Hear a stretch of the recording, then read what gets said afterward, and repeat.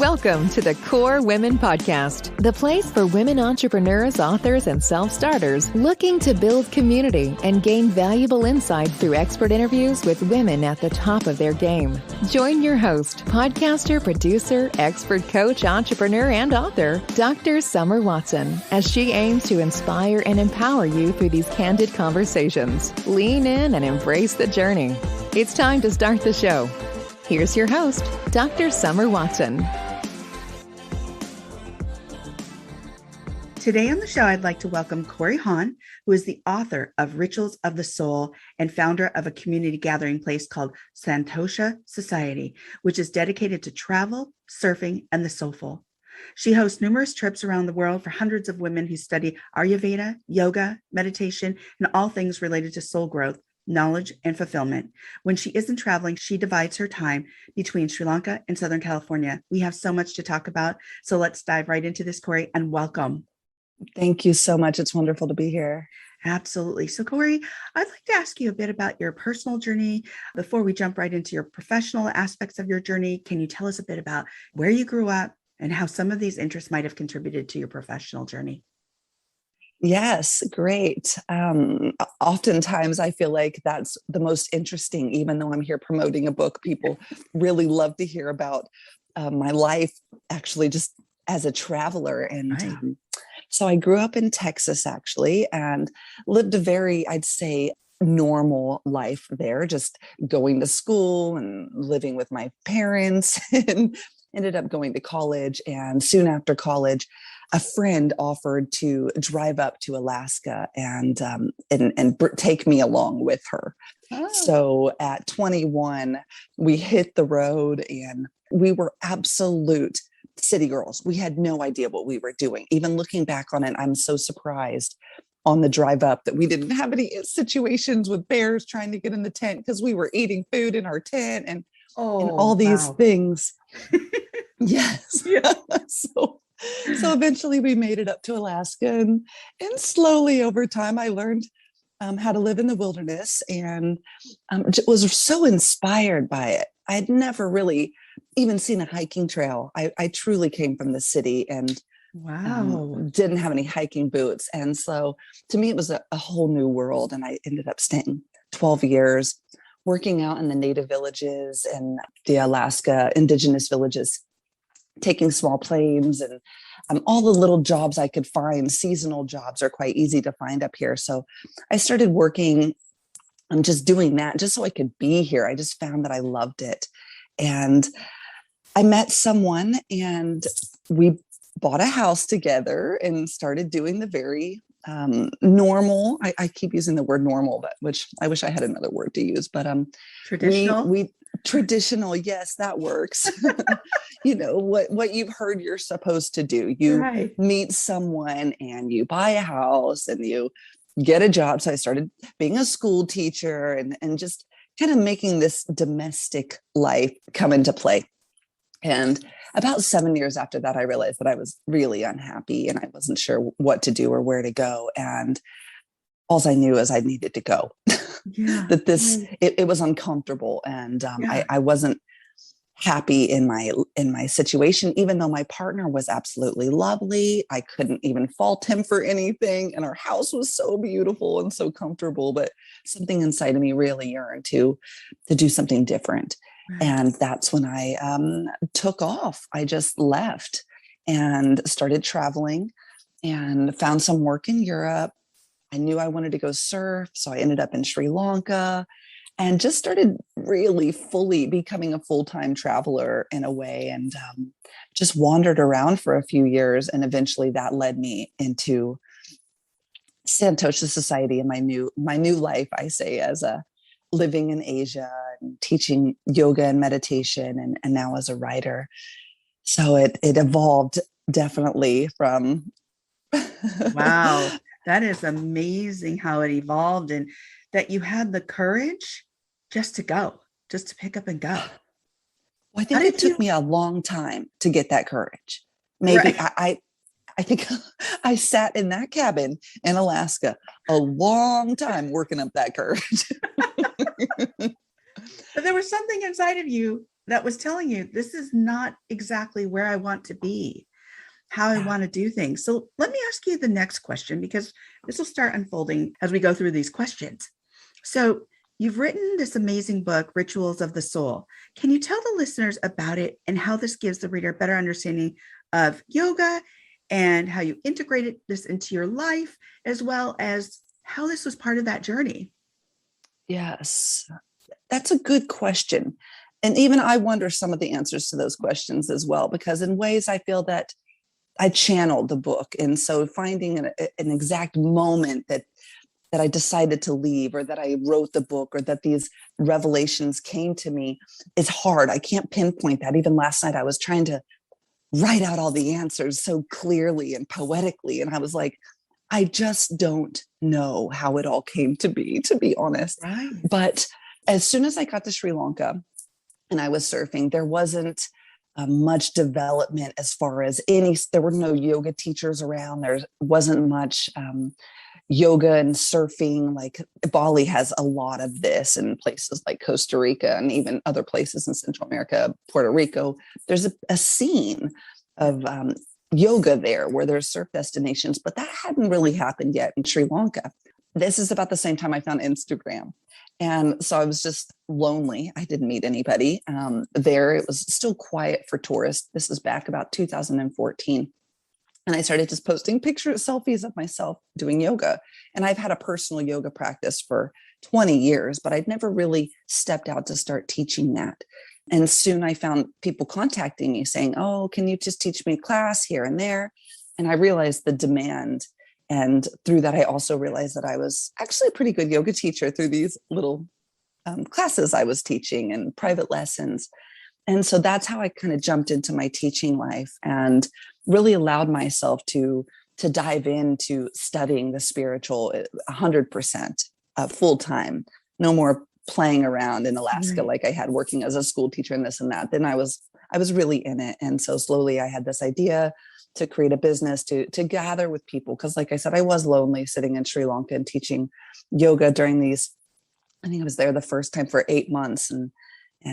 So yes, eventually though, that I went from Sri Lanka to Bali. And right when I moved to Bali, I just went on a visa run. I met my husband at the time and had a baby. And we started I started growing in myself as a yogi through being a teacher, because isn't that what happens truly? When you teach something, you learn it. Absolutely. Deeply.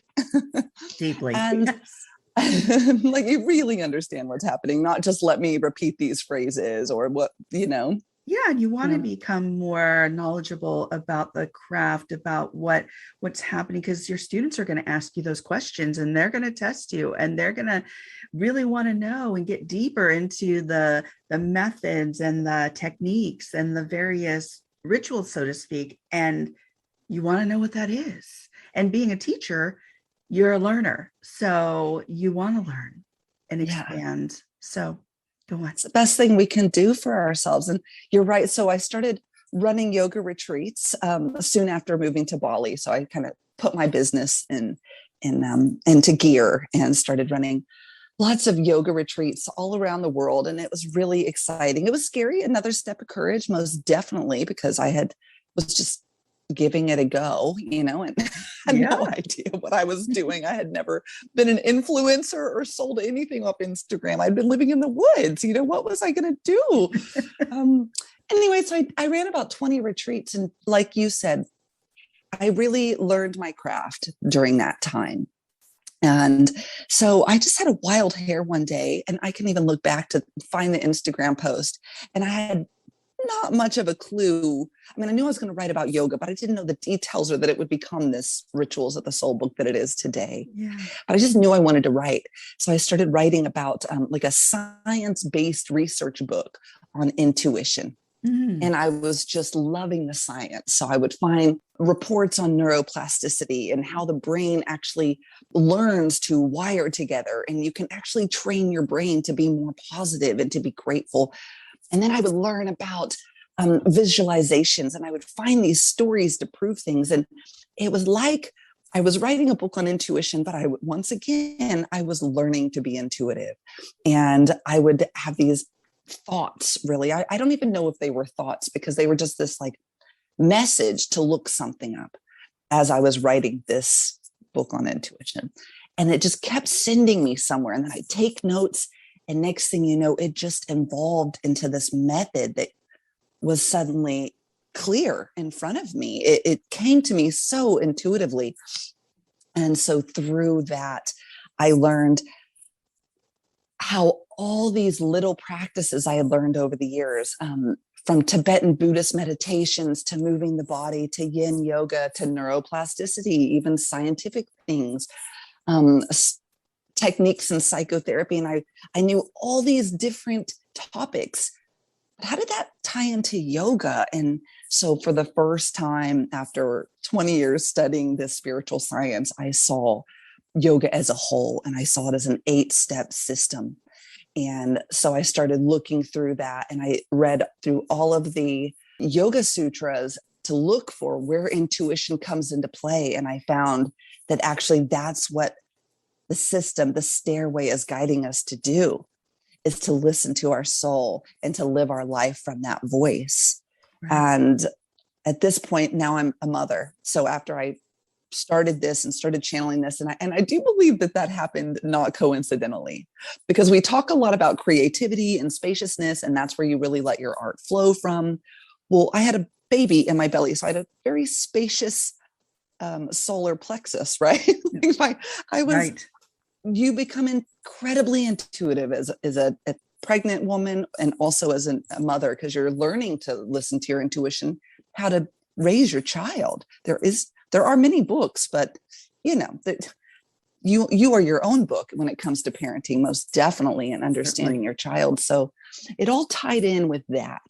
And but I realized I didn't have a lot of time. I always believed that I needed to do 2 hours, 1 hour of meditation and 1 hour of physical practice to have a yoga practice. And I realized I didn't have that time. And I also had a cesarean section. I couldn't move the way I did. So suddenly everything became off the mat.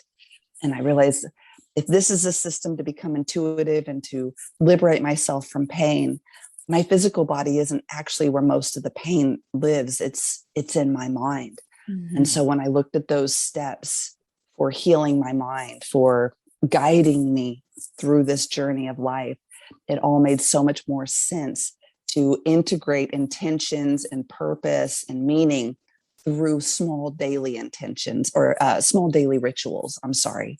Oh. And so then it was just, okay. And from there, I had the basis of the book, and luckily there's amazing people out in the world that help you to refine and clean up right. What I had into what it is now. And so it's been such a process and a beautiful, beautiful learning experience for me on how to use yoga, and also how to let others help me, and just personal and professionally, it's been a profound journey.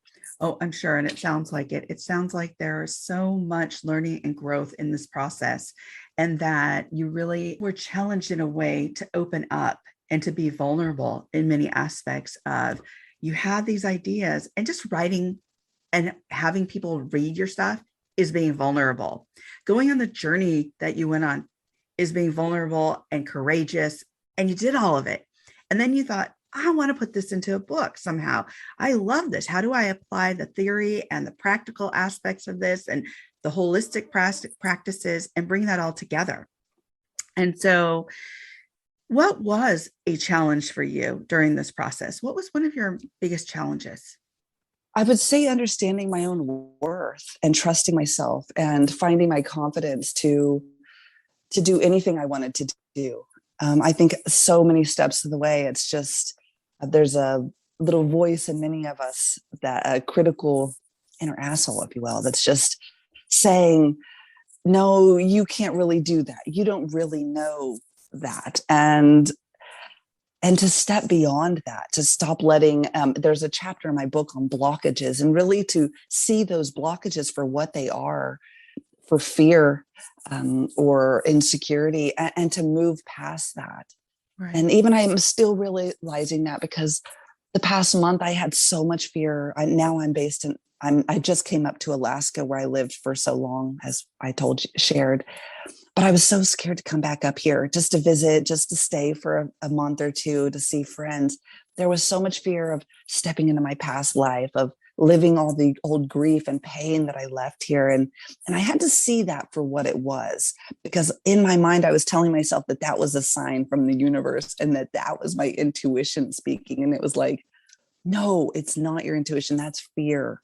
And so differentiating that, really, so you can step beyond that, because I would imagine that even Beyonce gets a little bit of stage fright before she goes on stage. I mean, maybe not at this point, but there must be some nerves every time before you share your creative endeavors, or you create, or you share doing something outside of the box, or doing something outside of the norm. There's always going to be a little bit of resistance there. And I think learning to not listen to that's been the best thing that I've done for myself.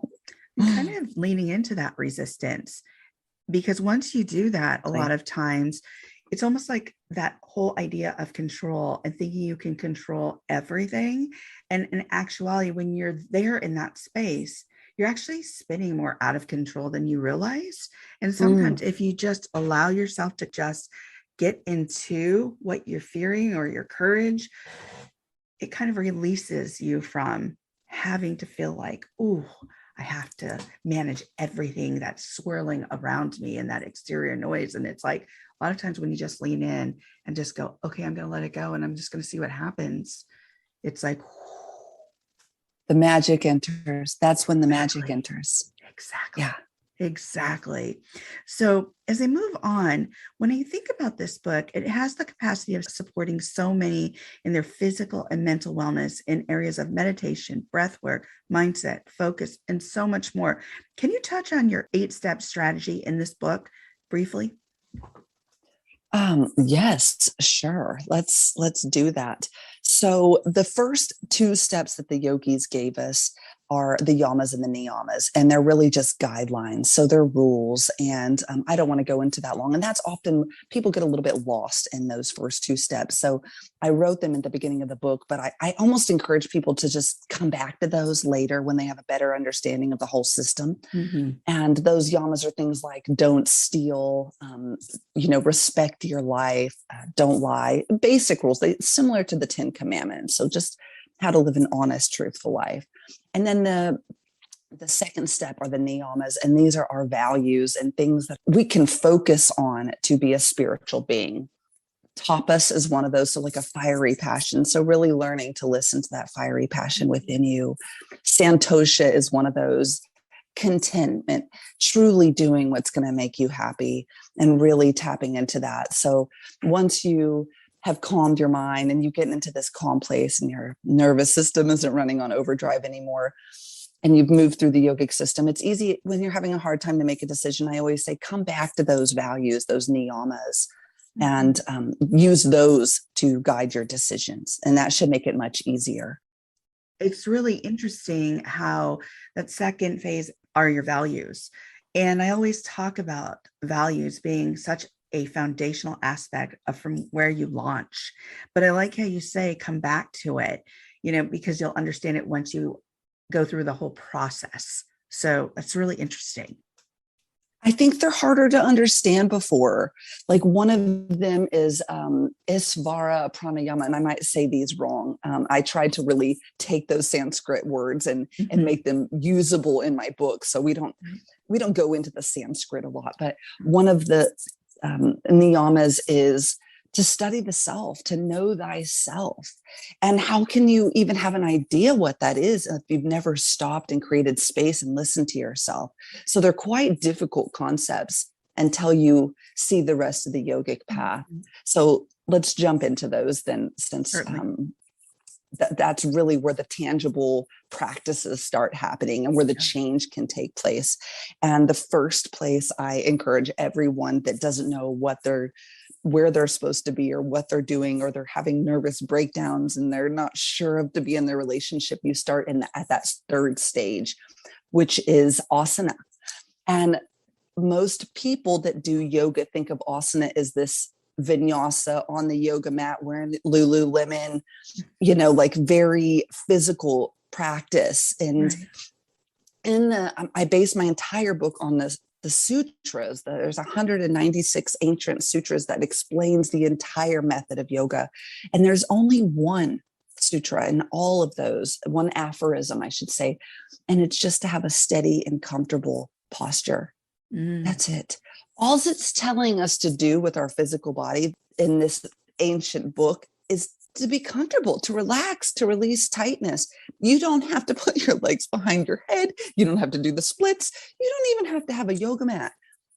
It just wants you to look at every posture your body makes today and realize where the tension and the tightness and the stress is coming in. And when you do that, you can realize, when I'm around certain people, I feel really tight.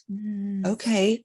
So to start creating space from what feels yucky, what feels like an energy sucker. And that's what I believe the first thing we're meant to do is to create space, because there is a point.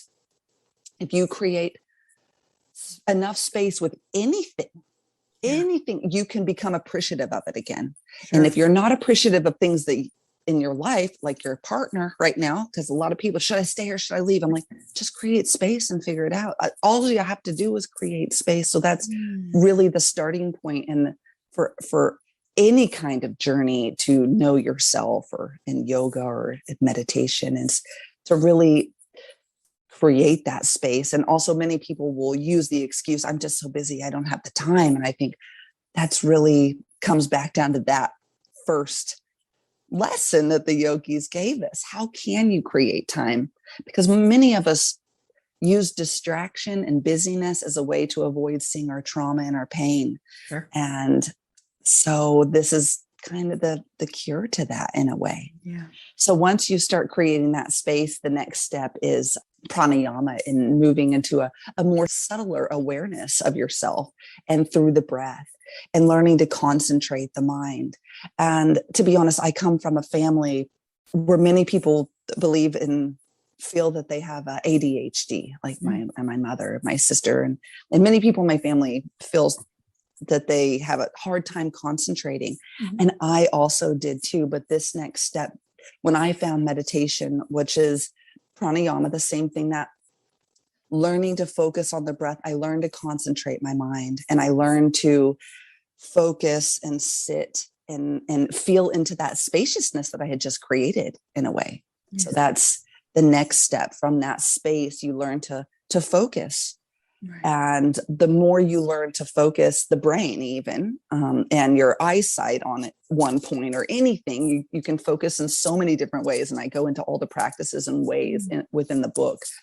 But since we don't have time for me to read the whole thing, we'll keep going. But from that focused awareness, you can learn to tap in beneath the surface, beneath that subtle breath layer, into the even more subtle, into the feeling layer. And the more you learn to concentrate, the deeper you can go with that. And that's pratyahara is what that called. It's called sense withdrawal. And it's really learning to take that awareness that you learned that through breathing and through meditation, and feel what's there.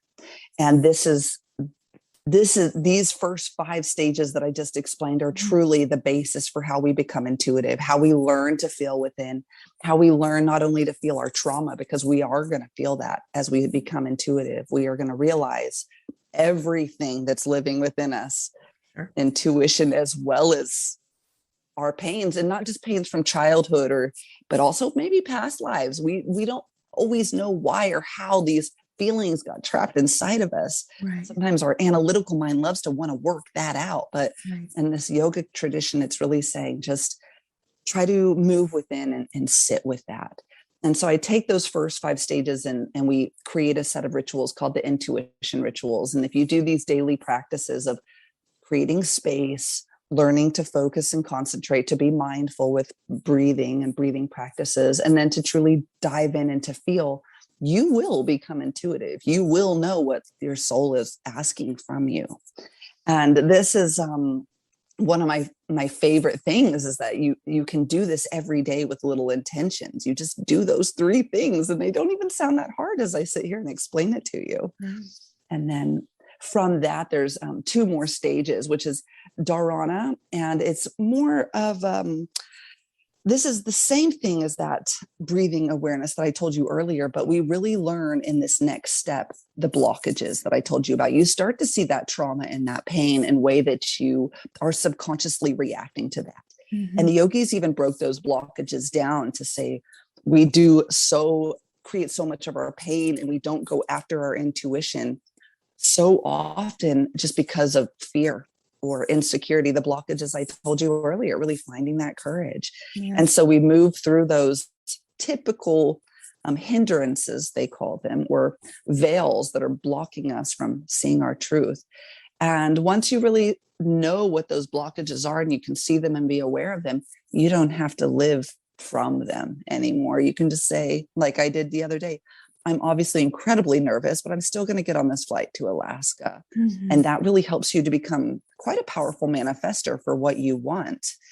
And which leads me to the second to the last stage, which is dhyana. And that's really about this entire process isn't to manifest, to create something. It's to see yourself as a God, truly. And that's what almost the final to last, the second to last step is doing this work to see yourself as a God, to become spiritual, to find your spiritual self. And because if you want to become intuitive and then you have a dream and you get rid of your blockages, and this is all for the material purpose of writing a book, for say, then you're using this for ego. Yeah. So that final step is where you really learn to say, okay, I'm putting my hands up into the air. I'm not going to do this for ego. I'm not going to try to control when or how it happens, but I just know that I'm doing this because I love it and I want to, and I'm learning about myself.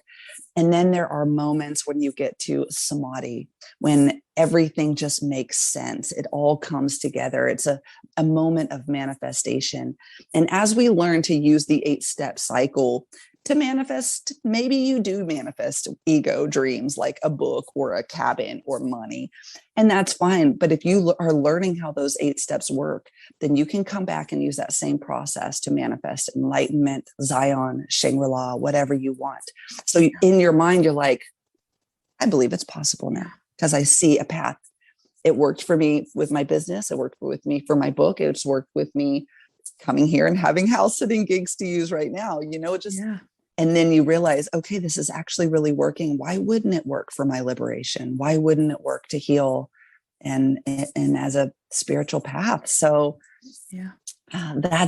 those are the 8 steps summed up in a cup of coffee. That is fantastic. I wanted to hear about those 8 steps, and this is so enlightening, and there's so much to learn here. As I said in the question, it has the capacity to help so many people if they just dive into this book.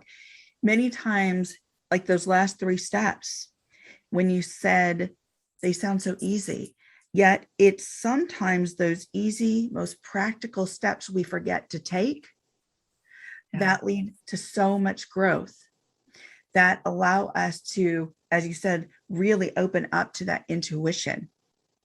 And then the changes start happening because we've got those steps. And many times people don't even know how to take those first steps. So I like what you said about going through those 8 steps. Those first 2 steps are like the foundational, but once you start going through the rest of those additional steps, come back to those first 2 steps and you'll be able to grasp those ideas more wholly. So I just love the practicality and the steps that you've given here. And yet there's depth to it because of the science and the neuroplasticity and the history that goes into the practice of rituals of the soul. So this is exciting. This is so exciting. So as we come to the close of the interview, my last question is always, if you were to leave the listeners with some words of wisdom, what would they be? Oh, such a good question, isn't it? I would say to start with the space. You can't go wrong there. the only way to have anything new or to create any change in your life is to make room for that to happen. And even to make room, how many people are going to give me the excuse that, I've been waiting for years to read your book. I'm just so busy. I've got 3 kids. I've got my work. And I'm thinking, yeah, you just could have made a little bit of space. It would have helped. But to do anything you want to do, really, we're constantly not doing what we want to do because of that space. So just start there. And even recently, as I work through these 8 stages time and time again with my own life, I'm really realizing how much self-love lives in that. Being able to make my own space, being able to nurture myself in the space I create. And that's truly what we really want to learn is that worth, and to value ourselves and to give ourselves what we need. Yeah. That's the greatest thing we can do for our lives. But that also starts with space. It all starts with freeing up the energy suckers, freeing up what's toxic, getting out of that stuckness. Right. Yeah. Yes. Well, that's awesome. Well, thank you, Kori Hahn, for joining me on the Core Women podcast today. Thank you so much. Absolutely. You can connect with Kori Hahn at www.santoshasociety.com. You can pre-order her book, Rituals of the Soul, on Amazon. And for further information about Kori, you can reach out to her publisher, New World Library. Thank you for joining us on the Core Women podcast with Dr. Summer Watson. We're so glad you're here and would love to connect more with you. Find us on Instagram, Facebook, and YouTube at Core Women, and on Twitter at Core Women 1. For more about Core Women and Dr. Watson, visit corewomen.com. Want more support and resources for amazing women like you? Great! Join Dr. Watson and Jen Fontanilla at the Life, Love, and Money Collective, a Core Women production that aids in understanding the key traits that might be getting in the way of living a life that you are absolutely passionate about. Connect with Summer and Jen and find out more at thelifeloveandmoney.com.